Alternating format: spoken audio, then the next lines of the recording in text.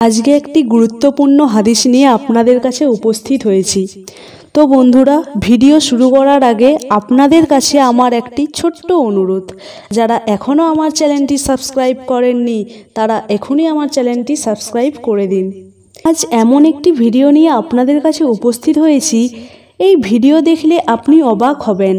সম্প্রতি আপনিও এই ভিডিও আপনার নোটিফিকেশনে দেখে আপনি এড়িয়ে গিয়েছেন। আজ আমরা আমাদের ভিডিওর মাধ্যমে আপনাকে দেখাবো আল্লাহর কোরআনের কত পাওয়ার।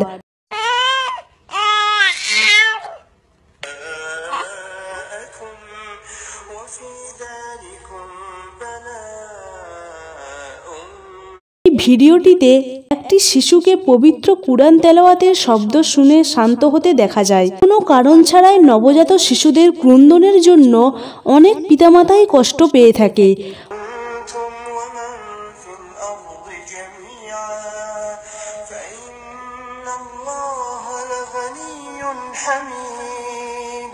হয়তোবা কোনো কিছুর জন্য সে অস্থিরতা বোধ করছিল, অথবা তার শরীরের কোনো একটি অংশে সে ব্যথা অনুভব করে, কিংবা ক্ষুধার জন্য সে ক্রন্দন করে।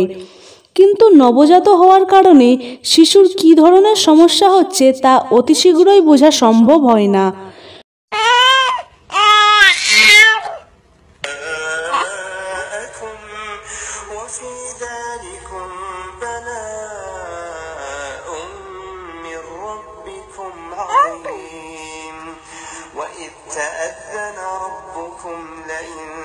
ভিডিওটিতে দেখা যায় ক্রন্দন করছে, কিন্তু তার পিতামাতা তার ক্রন্দন সম্পর্কে জানে না। যখন শিশুটি ক্রন্দন করল, তখন তার পিতা মোবাইলে সংরক্ষিত কুরআন তেলাওয়াতের অডিও প্রচার করল এবং কুরআন তেলাওয়াতের শব্দ শুনে শিশুটি শান্ত হয়ে দ্রুত ঘুমিয়ে পড়ল।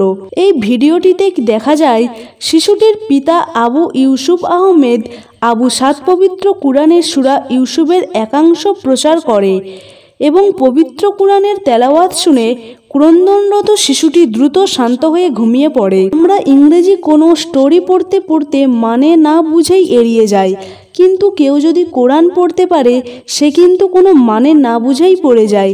এটাই আল্লাহর মহিমা।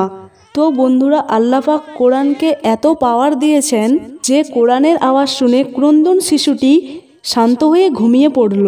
বন্ধুরা, আমাদের চ্যানেলের ভিডিও যারা নতুন দেখছেন তারা অনুগ্রহ করে সাবস্ক্রাইব করুন, এবং যারা সাবস্ক্রাইব করে রেখেছেন তাদেরকে অসংখ্য ধন্যবাদ।